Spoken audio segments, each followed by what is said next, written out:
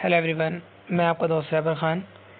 आज मैं बात करने जा रहा हूँ पीडब्ल्यू सर्टिफिकेट क्या होता है, क्या इसमें कुछ चेंजिंग होंगे या नहीं होंगे, और ये कहाँ कहाँ पर किस जगह काम आता है और कितने परसेंट लोगों को ये कितना इससे मुनाफा मिलता है।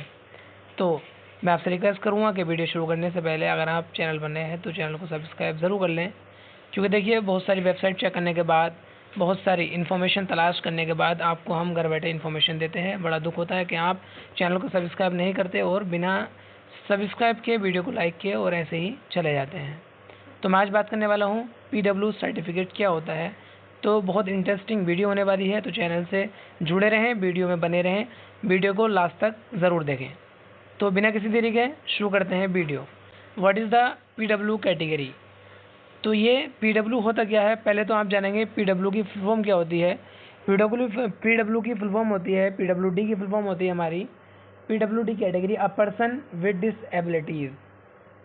अ person with disabilities defined as the someone who has physical or mental impairment that substantially limit or more major life activities. This include people who deaf, blind, यानी कि गूंगा, बहरा, अंधा, अपना मेंटली या फिजिकली कोई भी परेशानी अगर किसी कैंडिडेट्स के अंदर है, अगर 40% उस इंसान के अंदर विकलांगता पाई गई तो उसको सरकार से हर वैकेंसी में मुनाफा मिलता है।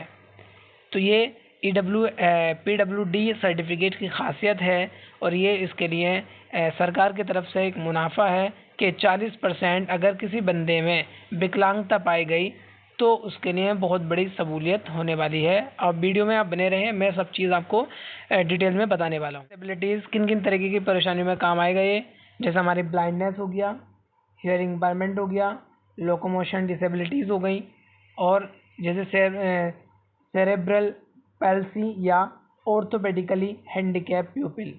ये 5 तरीके के थे, 5 तरीके के जो टाइप्स ऑफ पीडब्ल्यूडी सर्टिफिकेट बनते हैं। इनमें से अगर कोई भी बंदा 40% की विकलांगता पाया जाता है तो उसे सरकार की तरफ से मुनाफा मिलता है हर वैकेंसी में। जो स्पेशल पॉइंट्स हैं हमारे पीडब्ल्यू कैटेगरी के, वो आपके सामने हैं, आप चाहें तो उनको रोक कर पढ़ सकते हैं, लेकिन जो मोस्ट इंपॉर्टेंट है वो बता रहा हूँ। जैसा आपको एक थर्ड पॉइंट पे लिखा हुआ दिख रहा है, vertical reservation versus horizontal reservation. तो वर्टिकल और हॉरिजॉन्टल में क्या फ़र्क है वो आप समझ लीजिए। The vertical reservation is for backward classes of citizens belong to. Vertical जो हमारा रिजर्वेशन है वो कहाँ से आता है, क्लासेस है हमारी, जैसे हमारे एससी हो गई, एसटी और ओबीसी, ये हमारा यहाँ पर जो काम करता है वो वर्टिकल रिजर्वेशन करता है। ये अप्लाई होती है सेपरेटली हर एक रिजर्वेशन के लिए, अलग अलग ग्रुप, और ये जो मेंशन होता है article 16A of the Indian constitution. समझ में आगे बात। जो वर्टिकल रिजर्वेशन है वो जो हमारी बैकवर्ड क्लासेस हैं एससी, एसटी और ओबीसी से आती हैं, और जो हॉरिजॉन्टल हैं उसकी भी मैं बात कर लूँ। Horizontal reservation refers to the equal opportunity that is provide to other categories of the beneficiaries such as women, transgenders, community and individuals with disabilities. The reservation come under Article 15(3) of the Indian Constitution. अब आप समझ गए होंगे कि horizontal और vertical reservation क्या होता है।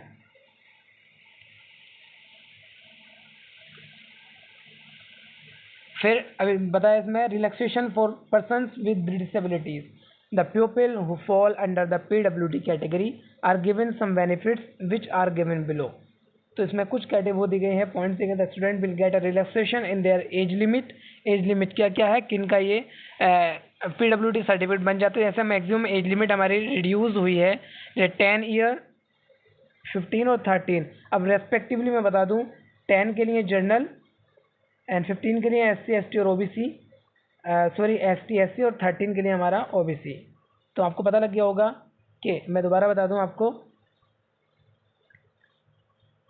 जनरल के लिए हमारा 10 हो गया, एसटी ओबीसी के लिए 15 हो गया, एंड देन 13 हो गया हमारा ओबीसी के लिए। ये रेस्पेक्टिवली उसमें दिया हुआ है, आप पढ़ सकते हैं इसको, कि एज लिमिट जो है 10, 15 और 13, 10, 15 और 13 for general category, SC, ST, OBC category respectively.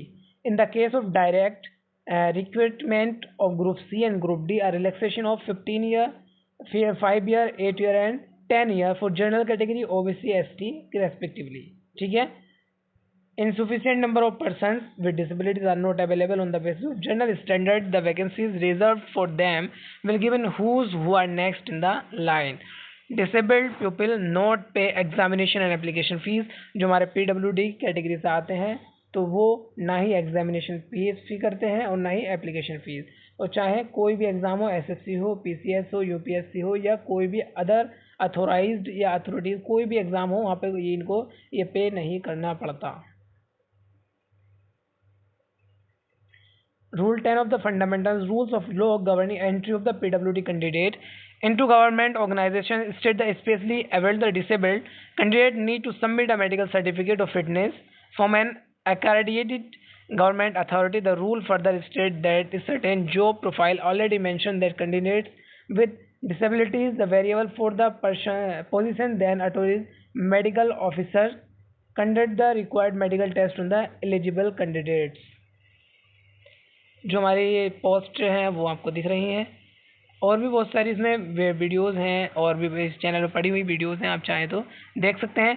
ये हमारा था PW सर्टिफिकेट, तो मैं आपको बता दूं PWD सर्टिफिकेट और जो हमारा EWS सर्टिफिकेट के ऊपर मैं वीडियो बना चुका हूं कि आप देखिए जो इस चीज़ के लिए एप्लीकेबल है वही इस चीज़ को अप्लाई करें। अदरवाइज़ जो चीज़ मिल जाती है अगर वो छिन जाए गवर्नमेंट जॉब या गवर्नमेंट सीट तो उसके लिए बहुत बड़ा दुख होता है।